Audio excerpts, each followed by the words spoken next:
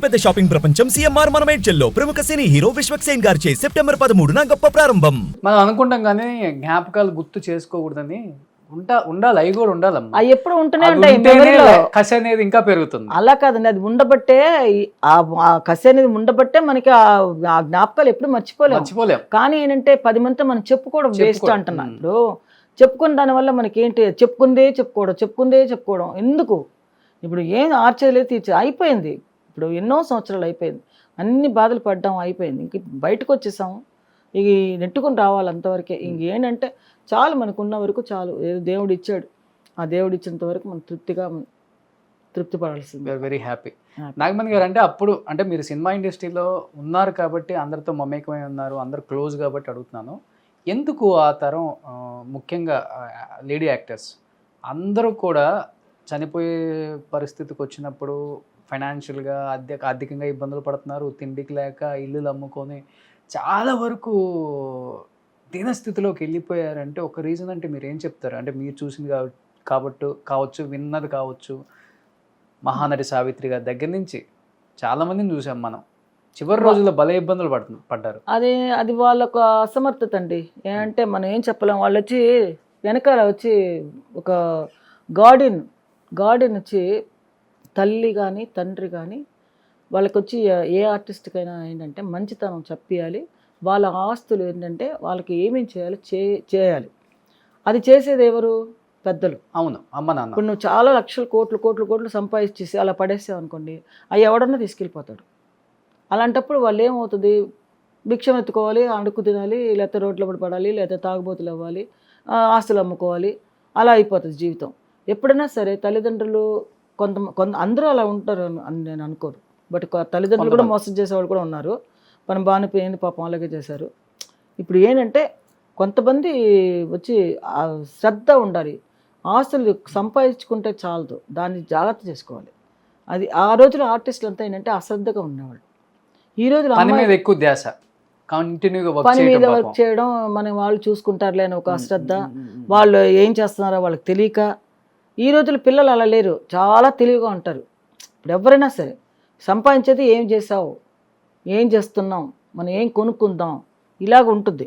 ఇప్పుడు ఏదన్నా అంటే మనకి రేపొద్దున ఏమన్నా వస్తుంది, ఎంత వస్తుంది, మనం ఇంత పెడుతున్నాం, ఇంత పెట్టుబడి పెడుతున్నాం, ఈ పెట్టుబడి మనకి ఎంత వస్తుంది, అలా ఆలోచిస్తున్నారు ఇప్పుడు ఈ ఉండే జనరేషన్. ఇప్పుడు ఎవరు ముందులాగా తాగేసేసి రోడ్ల పడటం, అమ్మాయిలు కానీ అబ్బాయిలు కానీ వీళ్ళంతా ఏంటంటే జాగ్రత్త ఉన్నది. ఇప్పుడు ఆర్టిస్టులకి ఏ సీరియల్కి వెళ్ళినా కూడా బతుకోగలరండి. ఆ రోజుల్లో అలా లేదు కదా. సీరియల్ లేవు, టీవీలు లేవు, సరైన ఇది పోర్షన్ ఉండేది కాదు. వాళ్ళకి ఏం చెప్పించేవాళ్ళు ఎవరు లేరు. అందువల్ల వాళ్ళ జీవితాలు అలా అయిపోయినాయి. ఈ రోజుల్లో ఏంటంటే అందరూ చాలా తెలివిగా ఉన్నారు. అంటే మీరు ఒక డాన్సర్గా చేశారు కాబట్టి సిల్క్ స్మిత గారు అంటేనే డాన్స్ అంటేనే సిల్క్ స్మిత అంటాం. అంటే జ్యోతిలక్ష్మి, జయమాలిని ఎంతమంది ఉన్నా కూడా ఆమెకంటూ ఒక సపరేట్ ట్రాక్ ఉండేది. అవును, మీరు ఆమెతో పాటు వర్క్ చేస్తున్నారు. ఏం చెప్తారు సిల్క్ స్మిత గారు? అంటే ఎంత వైభోగం చూశారు చివరి రోజుల్లో. ఆమె చనిపోయింది కొంతమంది ఆర్టిస్టులు చెప్తుంటే మనకి కళ్ళకు కట్టినట్టు కనపడుతుంది. అంటే ఒక స్ట్రెచర్ మీద గవర్నమెంట్ హాస్పిటల్ కింద పడుకోబెట్టారు, ఈగలు దోమలన్నీ వాళ్తుంటే. అంటే ఏ శరీరం కోసం అయితే ఆమె ఎంత శ్రద్ధ తీసుకుందో అలాంటి ఒక శరీరం అలా పడేసి ఉంది అని చెప్పేసి అన్నారు. మీరేం చెప్తారు ఆమె గురించి? అసలు అది ఏం చెప్పగలం చెప్పండి, ఏం చెప్పలేం. అలాంటి పరిస్థితి అంటే వాళ్ళు చేతులారా చేసుకున్నదే. అవి వాళ్ళు ఇష్టంగా పెళ్ళిళ్ళు చేసుకోవడం, భర్త సరిగా లేకపోవడం. పెళ్ళయింది అప్పటికి? పెళ్ళయింది, డాక్టర్ ఎవరైనా పెళ్లి చేసుకున్నట్టుంది. వాళ్ళు సరిలేడాడు, కొన్ని స్ట్రగుల్ అయిపోయింది. అమ్మాయి బయటికి రాని పరిస్థితి, ఏదో వాళ్ళిద్దరిలో గొడవలు అవన్నీ చాలా జరిగినట్టున్నాయి. అనుకునేవాళ్ళు ఆ రోజుల్లో. అలాగా చనిపోవడం కూడా తెలియలే. అదే బాగానే ఉండిందంట. మన దేవిప్రసాద్ వాళ్ళ అమ్మగారికి నాకు ఫ్రెండ్, ఆవిడ దగ్గరికి వచ్చి గాజులన్నీ చూపించిందంట. ఈ గాజులు కొనుక్కున్నాను, వాళ్ళ ఇల్లు పక్కనే ఎదురుగుండనే దేవిప్రసాద్ ఇల్లు అని వాళ్ళ ఇల్లు. అప్పుడే ఒక డజన్ గాజులు ఏవో డైమండ్ గాజులు కొనుక్కుందంట అమ్మాయి. కొనుక్కుని తీసుకొచ్చి ఆవిడకి చూపించిందంట. చూపించి లోపలికి వెళ్ళిన తర్వాత చనిపోయింది మా వార్త వచ్చింది. అది ఎలాగా అనేది తెలియలే. ఓకే, నాకు అంతగా తెలియదు నాకు వాళ్ళ సంగతి. ఎందుకంటే నేను టచ్లో లేను. నేను అంతా సినిమాల నుంచి వచ్చిన తర్వాత నేను ఎవరిని పెద్దగా వెళ్ళి టచ్ చేయలేదు అనమాట. సెట్లు ఎలా ఉంటారు అసలు? బాగానే ఉంటుంది మూమెంట్స్ అసలు. అంటే ఆమెకు డాన్స్ రాకపోయినా ఎక్స్ప్రెషన్తో లాక్కొనొచ్చు. పక్క వాళ్ళకి ఆ గౌరవం అవన్నీ ఇస్తుంటారు బాగానే. ఆ, బట్ స్టా- బట్ ఇప్పుడు మీరేమన్నా ఇండస్ట్రీకి వచ్చే అవకాశం ఉంది ఇప్పుడు మళ్ళీ? రానండి. ఆ? నాకు ఇంకెందుకండి, అందరు ఇండస్ట్రీలోనే ఉన్నారు. అదే నేను ఇంక రాను, నాకెందుకు, నేను నాకేదో రామకృష్ణ అంటే ఇంట్లో కూర్చొని హ్యాపీగా ఏదో కూర్చుంటాను, నా ఫ్రెండ్స్ ఎవరైనా వస్తే మాట్లాడుకుంటాను. కానీ ఎంతో ఇష్టం కదా ఇండస్ట్రీ, ఇష్టమైన అది ఇండస్ట్రీ నా భర్త వదిలేసుకున్నారు. ఉన్నప్పుడే వదిలేసేసాను, ఇంకేంటి ఎందుకు ఇంకా ఇంట్రెస్ట్, నా కూతురు వస్తుంది ఇంకా చాలు. అంతే. ఇంకా అతను మా అబ్బాయి వచ్చాడు అనుకోండి, ఇంకా అంతకంటే ఇంకేం కావాలి, చాలు. సో ఇప్పుడు కూతుర్ని మీలోనే చూసుకుంటూ హ్యాపీగా ఉన్నారు. అంతే ఒక రకంగా చెప్పాలంటే మీ ఇష్టాన్ని తను ఫీల్ చేశారని చెప్పుకోవచ్చు. అంతే. అంతేనా? నిజంగా గ్రేట్ అండి. ఇండస్ట్రీకి మీ హస్బెండ్ ఎన్నో మంచి సినిమాలు చేశారు, మీరు చాలా సినిమాలకి డాన్స్ చేశారు, మీరేంటో ప్రూవ్ చేసుకున్నారు. అంటే మీరు ఆఫ్ స్క్రీన్ ఉంటారు కాబట్టి మీరేంటో చాలామంది తెలియదు కాబట్టి మళ్ళీ ఒకసారి మిమ్మల్ని ఒక్కసారి స్క్రీన్కి పరిచయం చేద్దామని ఒక చిన్న ప్రయత్నమే. బట్ ఇన్ని సంవత్సరాల తర్వాత మళ్ళీ నా ఇంటి నుంచి మా ఆయన వారసత్వం నిలబెట్టే వాళ్ళు ఎవరు లేరు అనుకున్న ఒక టైంలో ఐశ్వర్య రాజేష్ గారు వచ్చారు, తను ఏంటో ప్రూవ్ చేసుకున్నారు, ది బెస్ట్ మూవీస్ చేశారు.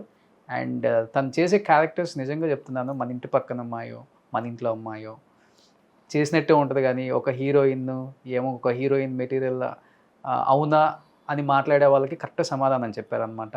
ఇలాంటి ఒక హీరోయిన్ కదా మనకు కావాల్సింది. ఎంతోమందిని చూసాం, ఇలాంటి ఒక హీరోయిన్ చూడలేదు అనుకున్న టైంలో తను వచ్చారు, తనేంటో ప్రూవ్ చేసుకున్నారు, మంచి మంచి మూవీస్ చేస్తున్నారు.